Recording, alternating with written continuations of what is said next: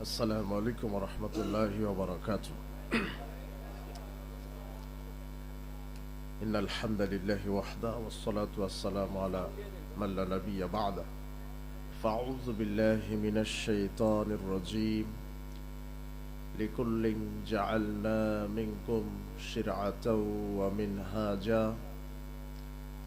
عن أبي هريرة قال قال رسول الله صلى الله عليه وسلم والذي نفس محمد بيده لا يسمع بهذه الأمة يهودي ولا نصراني ثم يموت ولم يؤمن بالذي أرسلت به إلا كان من أصحاب النار.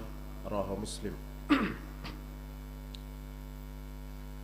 দারুল হুদা ইসলামী complex কর্তৃক আয়োজিত দুদিনব্যাপী ইসলামী মহাসম্মেলনের সমাপনী দিবসে সম্মানিত সভাপতি, আমন্ত্রিত ওলামায়ে কেরাম, আমার সাথে মঞ্চ উপবিষ্ট আমন্ত্রিত ওলামায়ে কেরাম, মুরব্বিয়ে কেরাম, আমার সামনে উপস্থিত মুসলিম দিনী ভাই, প্রাণপ্রিয় ছাত্র যুবক ভাইরা, আমরা প্রথমেই সে আল্লাহ সুবহানাহু ওয়া তাআলার শুকরিয়া আদায় করছি যে মহান রব আমাদেরকে সুস্থ রেখে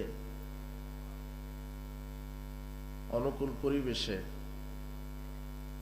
এমন একটি মর্যাদাপূর্ণ বরকতমণ্ডিত জায়গায় আসার বসার তৌফিক দিয়েছেন।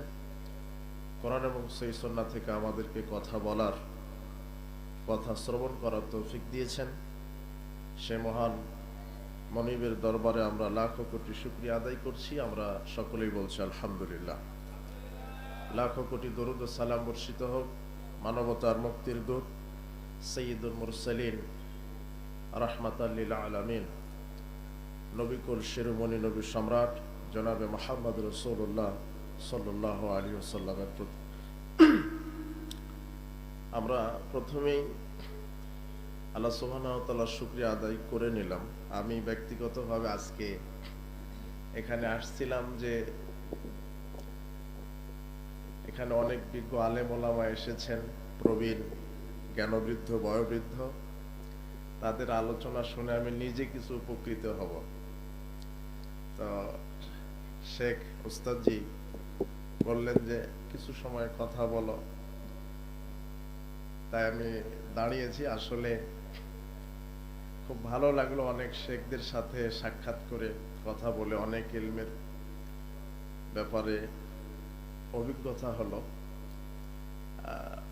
দারুল হুদাতে আমার এটা প্রথম আসা, দেখে আমার অন্তরটা বড় হয়ে গেল। আল্লাহর কাছে দোয়া করি, প্রতিপালক এই দারুল হুদা ইসলামী কমপ্লেক্সকে তুমি তাওহীদের, সুন্নাতের মার্কাজ হিসেবে তুমি কবুল করে নাও। যারা এখানে নিয়োজিত আছে, সার্বিকভাবে সহযোগিতায় আছে, শিক্ষক হিসেবে, পরিচালক হিসেবে, ডক্টর মুজাফফর বিন মহসিন হাফিজাহুল্লাহ, ওনার দীর্ঘ নেক হায়াত কামনা করি। বিশেষ করে ওনার আব্বার সাথে আজকে আমার সাক্ষাৎ হলেন, উনি আলহামদুলিল্লাহ আমার ব্যাপারে দোয়া করলেন। আমি দোয়া করলাম আল্লাহ তাকেও দীর্ঘ নেক হায়াত দান করুন। তো সংক্ষিপ্ত সময়ে আপনাদের সামনে যে বিষয়টি শেয়ার করতে চাই, আজকে আমি ওভাবে কথা বলবো না, আলোচনা করব না। একটি বিষয়, সেটা প্রত্যেকেরই যে বিষয়ে জ্ঞান রাখা জরুরি, সেটা হচ্ছে মানহাজুস সালাফ। সালাফদের পথের অনুসরণ এবং তার গুরুত্বটা কত জরুরি, এ বিষয়ে আমি দুটি কথা শেয়ার করব আপনাদের সাথে। তো মনে হচ্ছে যে ওস্তাদজি বললেন, আমি শুনলাম যে অনেক জায়গা থেকে অনেক লোকেরা আসে। এবারে তেল সংকটের কারণে অনেক লোক আসতে পারেনি, গাড়ি আসতে পারেনি। তারপর অনেক লোক এসেছেন, আমি বলবো না যে আসেনি। আমি এখানে মঞ্চে আসার সময় রাস্তায় এবং মাদ্রাসা ময়দানে যে লোকগুলি দেখে আসলাম, এই লোকগুলি যদি এখানে বসে তাহলে তাদেরকেও আমরা এখনো জায়গা দিতে পারবো না।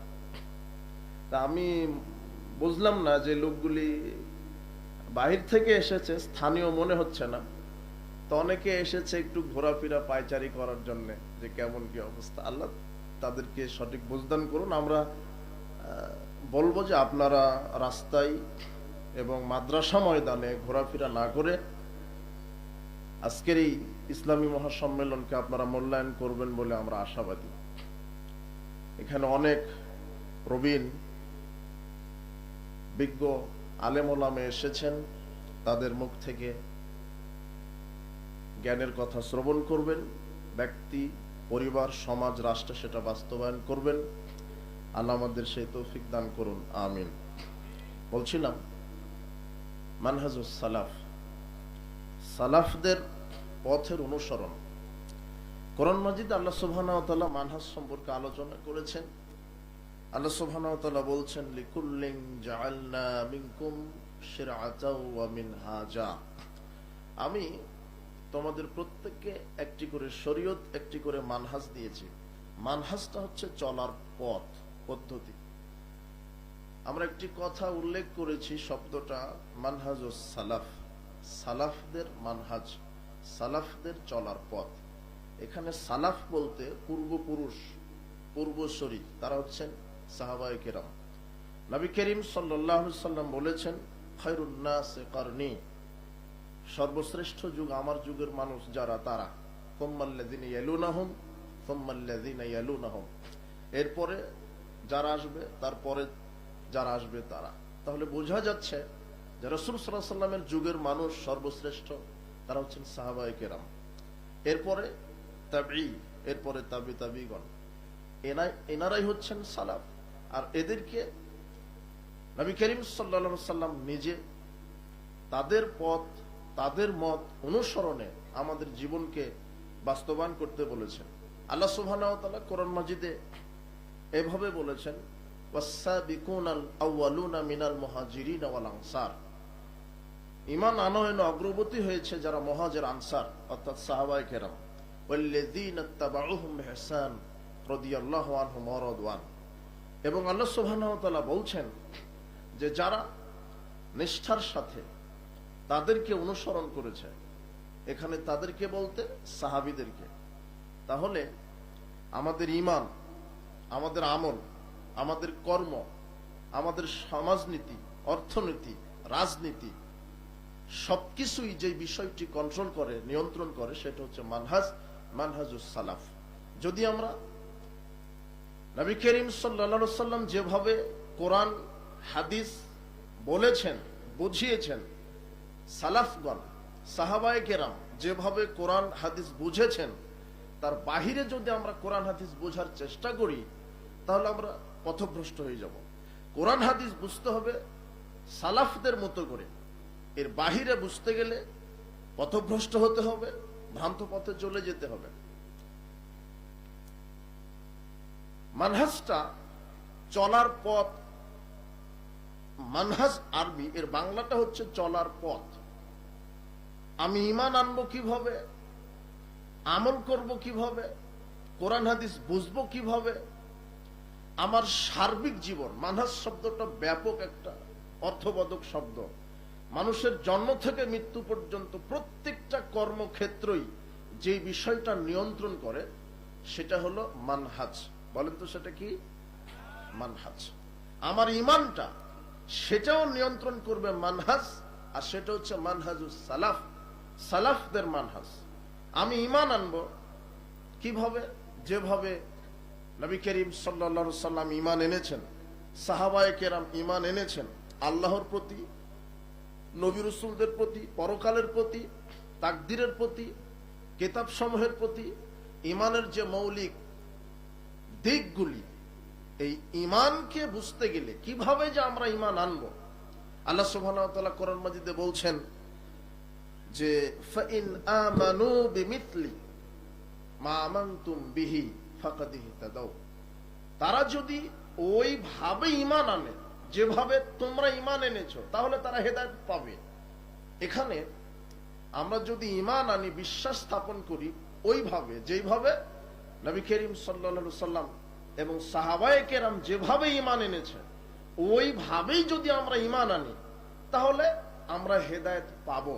সূরা বাকারার 137 আয়াত এটা। তাহলে আমাদের ইমানটাও নিয়ন্ত্রণ করছে মানহাজুস সালাফ। কাদের মানহাজ? সালাফদের মানহাজ। আজকে ইমানের ব্যাপারে, বিশ্বাসের ব্যাপারে কত দল উপদল। এক শ্রেণীর মানুষ বলছে আল্লাহ নিরাকার, আল্লাহ সর্বত্র বিরাজমান। তাহলে তাদের ইমানের ভিতরে ঘাটতি আছে, বিশুদ্ধতায় ঘাটতি আছে। আল্লাহ সুবহানাহু ওয়া তাআলার সিফাত, গুণ,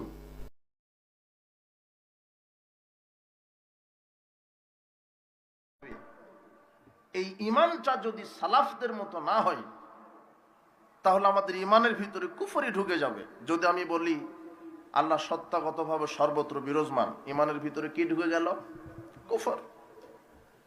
কোরআন মাজিদে আল্লাহ বলছেন আর রহমান আলাল আরশ ইস্তাওয়া, রহমান তিনি যিনি আরশে সমুন্নত, যিনি আরশে রয়েছেন। কিন্তু এক শ্রেণীর লোক মুসলমান নামধারী তারা বলছে যে না, আল্লাহ সর্বত্র বিরাজমান। তাহলে এই কথাটা আল্লাহ কোরআন স্পষ্ট ভাবে বলেছেন রহমান তিনি আরশে সমুন্নত। এটা সালাফ সাহাবীদের তাদেরও বিশ্বাস। মুআবিয়া বিন হাকাম আস-সুলামি তিনি বলছেন যে আল্লাহ রাসূল, আমার একটা দাসী ছিল, কানাতলি জারিয়াতুন, আমার একটা দাসী ছিল, তার গানামান লিকিবালি মিওহদিউন ওয়াল জাওয়ানিয়া। আমার দাসীটা ওই উহুদ এবং জাওয়ানিয়া উপত্যকার মাঝে ছাগল চরাতো। তো একদিন হঠাৎ একটা ছাগলকে নেকড়ে বাঘ ধরে নিয়ে চলে গেছে। ফাসাকাতু সাকাতান আনা রাজুলুম মিন বানি আদম, আমি আদম সন্তানের মতো একজন সন্তান। তো আসাফু কামা ইয়াসাফুনা, আমি রাগান্বিত হলাম যেমন আদম সন্তান রাগান্বিত হয়। তো আমি রাগে আমার দাসীকে একটা চড় মেরে দিলাম। তো এটা আমার কাছে খুব অপরাধ বোধ আমি মনে করলাম। আমি রাসূল সাল্লাল্লাহু আলাইহি ওয়াসাল্লামকে বললাম, আল্লাহর নবী, আমি যে আমার দাসীকে চড় মেরে দিলাম, এর বিনিময়ে আমার দাসীকে মুক্তি করতে চাই। তখন আল্লাহর নবী বলছেন যে ঠিক আছে, তুমি আমার কাছে তাকে নিয়ে আসো। 10 থেকে 12 বছর হবে অথবা তার চেয়ে কম বয়সের হবে, দাসী, মেয়ে বাচ্চা। এই মেয়েকে যখন আল্লাহর নবীর কাছে নিয়ে আসা হলো, প্রথম জিজ্ঞাসা করলেন আইন আল্লাহ, আল্লাহ কোথায়? প্রথম কি জিজ্ঞাসা? আইন আল্লাহ, আল্লাহ কোথায়? তখন দাসী বলছে ফিস সামাই, আল্লাহ হচ্ছেন আকাশে। আল্লাহ কোথায়? না সর্বত্র বিরাজমান। এটাই হচ্ছে সালাফদের আকীদা, এটাই হচ্ছে বিশ্বাস।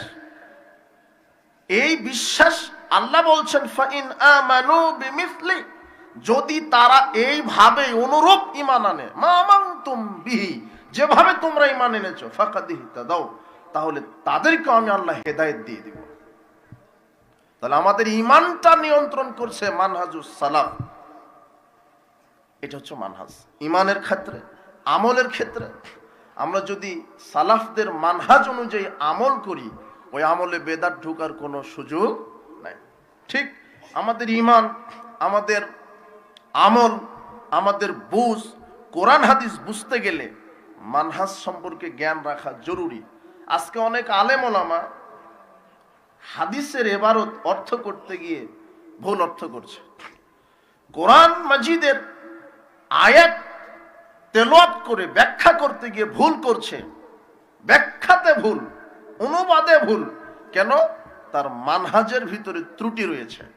আজকে সারা পৃথিবীতে মুসলিমদের ভিতরে এত দল, এত মত, তার প্রধান কারণ হচ্ছে কোরআন এবং হাদিস নিজের মতো করে বোঝার কারণে। কিসের মতো করে বোঝার কারণে? নিজের মতো করে বুঝেছে, নিজের মতো করে ব্যাখ্যা দেয়। পীরপন্থী লোক আছে না বাংলাদেশে? আছে। পীর ধরা ফরজ, এটা কোরআন থেকেই দলিল দিচ্ছে। আরেক দল আছে, এরাই বলে যে মোহাম্মদই আল্লাহ, আল্লাহর মোহাম্মদের মধ্যে পার্থক্য নেই। নাউজুবিল্লাহি মিন জালিক। ওহ जो मस्तबी আরশ था खुदा होकर উতার পড়া হয় মদিনা মে মুস্তফা হকার। বলছে যে আরশের অধিপতি আল্লাহ ছিলেন যিনি, তিনি মদিনায় প্রেরিত হলেন, তিনি নবী হয়ে। মানে আরশে থাকলে আল্লাহ, উনি মদিনায় আসলে, পৃথিবীতে আসলে উনি মোহাম্মদ। সব কথারই কোরআন থেকে দলিল আছে। পীর ধরা ফরজ, এটা কোরআনে আছে। মোহাম্মদী যে আল্লাহ, এটাও কোরআনে আছে। সব কোরআন থেকে দলিল দিচ্ছে নিজের মতো করে। মিলাদের দলিল কোরআনে আছে। আল্লাহ সুবহানাহু ওয়া তাআলা সূরা কাহফের 17 নম্বর আয়াতে বলছেন, মা ইয়াহদিল্লাহ ফাহুয়াল মুহতাদ। আল্লাহ যাকে হেদায়েত দেয় সে হেদায়েত প্রাপ্ত হয়। ওয়া মা ইউদলিল ফালান তাজিদা লাহু ওয়ালিয়াম মুরশিদা। ওয়া মা ইউদলিল ফালান তাজিদা লাহু ওয়ালিয়াম মুরশিদা। আর আল্লাহ যাকে পথভ্রষ্ট করেন তার কোনো মুর্শিদ নাই। কাজেই এই মুর্শিদ মানে পীর। পীরের মুরিদ হও, পীর তোমাদেরকে হেদায়েত দিয়ে সুপারিশ করে জান্নাতে নিয়ে চলে যাও। যে কোরআন থেকে এই মুর্শিদ মানে পীরের দলিল দিল কোথায় থেকে? কিন্তু এখানে মুর্শিদ মানে কে? আল্লাহ। কিন্তু কোরআন থেকে দলিল মেরে দিল কি মুর্শিদ মানে পীর। অবাক। এটা হচ্ছে কোরআন নিজের মতো করে বুঝলো। ইয়া আইয়ুহাল্লাযিনা আমানুত্তাকুল্লাহ ওয়াবতাগু ইলাইহিল ওয়াসিলা। হে বিশ্বাসীগণ, তোমরা আল্লাহকে ভয় করো আর ওয়াসিলা তালাশ করো। ওয়াসিলা মানে পীর। ওয়াসিলা মানে পীর না, ওয়াসিলা মানে হচ্ছে আল্লাহর নৈকট্য অর্জন করার যত সৎ আমল কর্ম, এটা হচ্ছে ওয়াসিলা। আপনি সৎ আমলের মাধ্যমে আল্লাহর সন্তুষ্ট অর্জন করবেন। তাহলে কোরআন মাজিদ থেকেই ভুল ব্যাখ্যা করে হাজারো লক্ষ কোটি মানুষের ইমানকে চুরি করা হচ্ছে।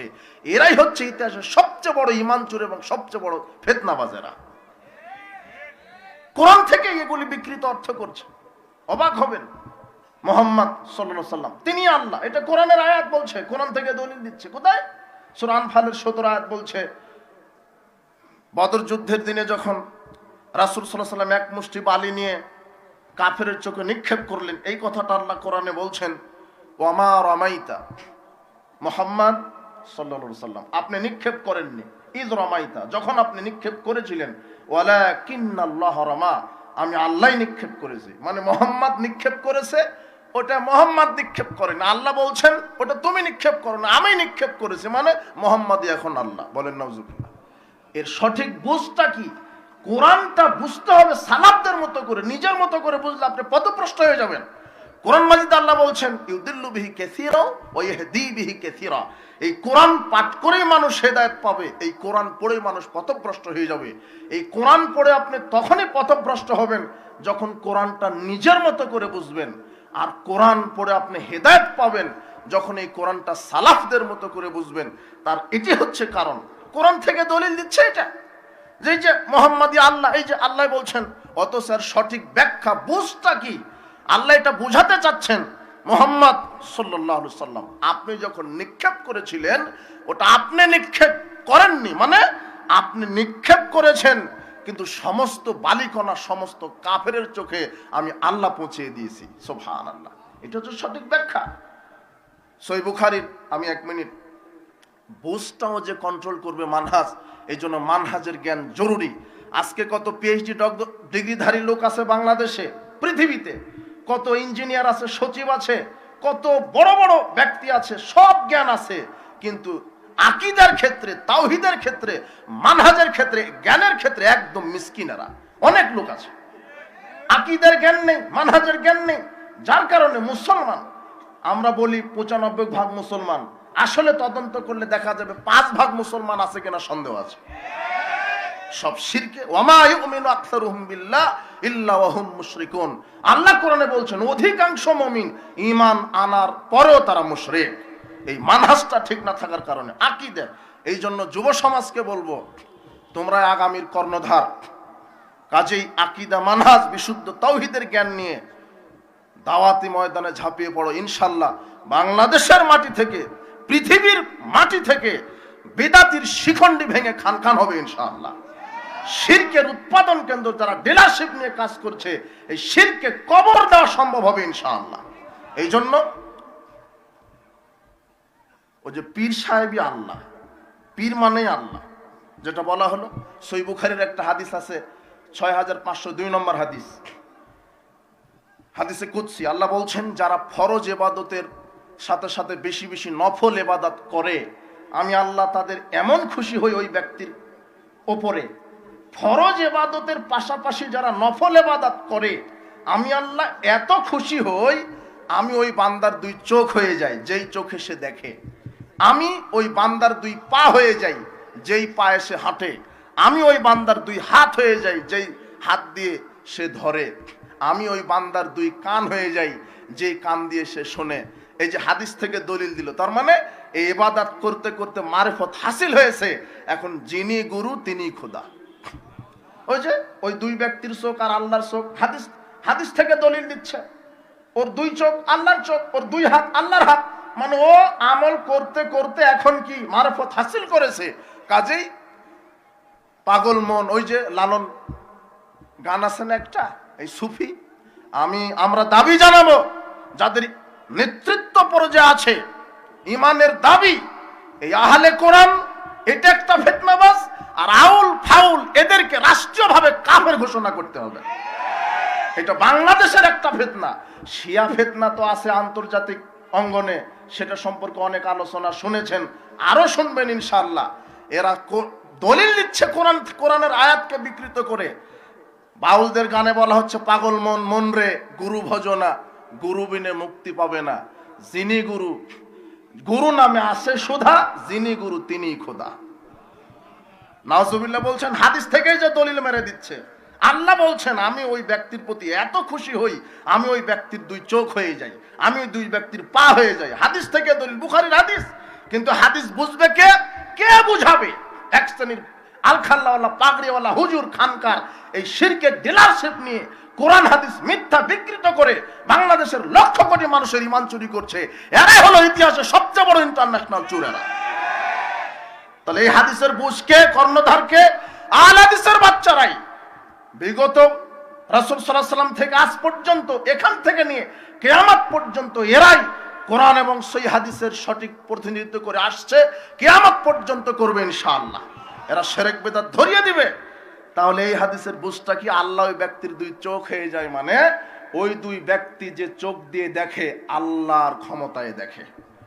ওই দুই ব্যক্তি যে চোখ দিয়ে দেখে, ওই দুই চোখ দিয়ে আল্লাহ যেটা হারাম করেছে সেটা দেখে না।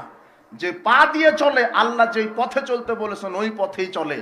এই জন্য এটা হচ্ছে সঠিক ব্যাখ্যা। কিন্তু ব্যাখ্যা মেরে দিল যিনি গুরু তিনি খোদা।